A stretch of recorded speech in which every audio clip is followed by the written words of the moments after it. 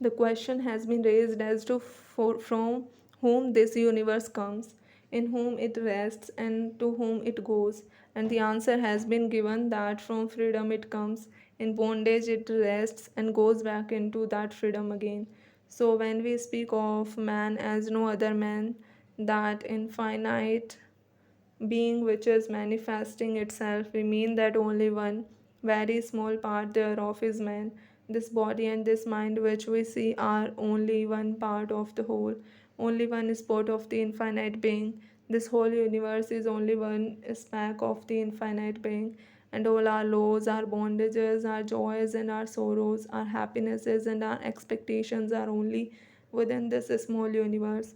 All our progression and digression are within its small compass. So you see how childish it is to expect a continuation of this universe, the creation of our minds, and to expect to go to heaven, which after all must mean only a repetition of this world that we know. We see at once that it is an impossible and childish desire to make the whole of infinite existence conform to the limited and conditioned existence which we know. When a man says that he will have again and again the same thing which he is hating now, or as I sometimes put it, when he asks for a comfortable religion, you may know that he has become so degenerate that he cannot think of anything higher than what he is now. He is just his little presence surrounding and nothing more. He has forgotten his infinite nature, and his whole idea is confined to these little joys and sorrows and hurt jealousies of the moment. He thinks that this finite thing is the infinite, and not only so, he will not let this foolishness go. He clings on desperately unto Trishna and the thirst after life, what the Buddhists call Tanha and Tisa. There may be millions of kinds of happiness and beings and laws and progress and causation, all acting outside the little universe that we know. And after all, the whole of this comprises but one section of our infinite nature. To acquire freedom, we have to get beyond the limitations of this universe.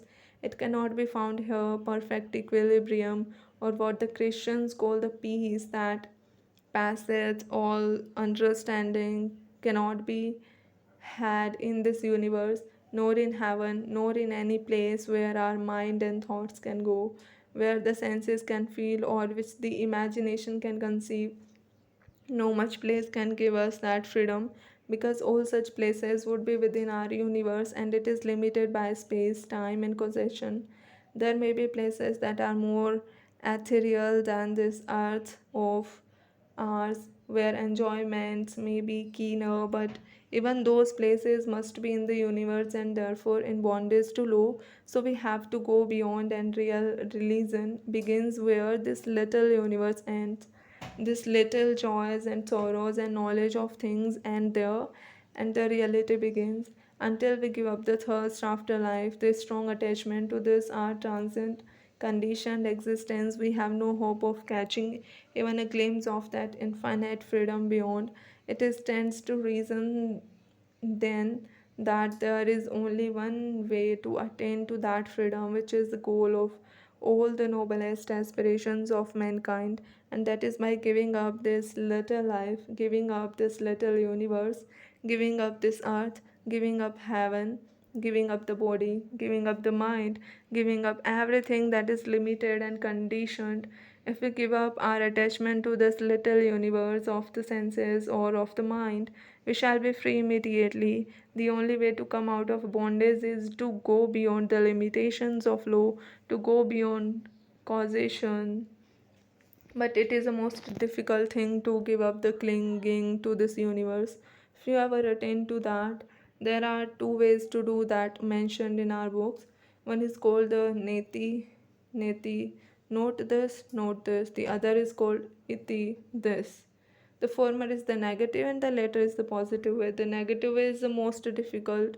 It is not possible to the man of the very highest exceptional minds and gigantic wills who simply stand up and say, no, I'll not have this. And the mind and body obey their their will, and they come out successful. But such people are very rare. The vast majority of mankind choose the positive way, the way through the world, making use of all the bondages themselves to break those very bondage. This is also a kind of giving up, only it is done slowly and gradually by knowing things, enjoying things, and thus obtaining experience, and knowing the nature of things until the mind lets them all go at last and becomes unattached. The former way of obtaining non attachment is by reasoning, and the latter way is through work and experience. The first is the path of Jnana Yoga and is characterized by the refusal to do any work. The second is that of Karma Yoga, in which there is no cessation for work. Everyone must work in the universe. Only those who are perfectly satisfied with the self, whose desires do not go beyond the self, whose mind never strays out of the self, to whom the self is all in all. Only those do not work, the rest must work. A current rushing down of its own nature falls into a hollow and makes a whirlpool, and after running a little in that whirlpool, it emerges again in the form of the free current to go on unchecked. Each human life is like that current. It gets into the world, gets involved in this world of space, time, and causation, whirls around a little, crying out, "My father, my brother, my name, my fame," and so on, and at last emerges out of it and regains its original freedom. The whole universe is doing that, whether we know it or not, whether we are conscious or unconscious of it. We are all working to get out of the dream of the world. Man's experience in the world is to enable him to get out of its whirlpool.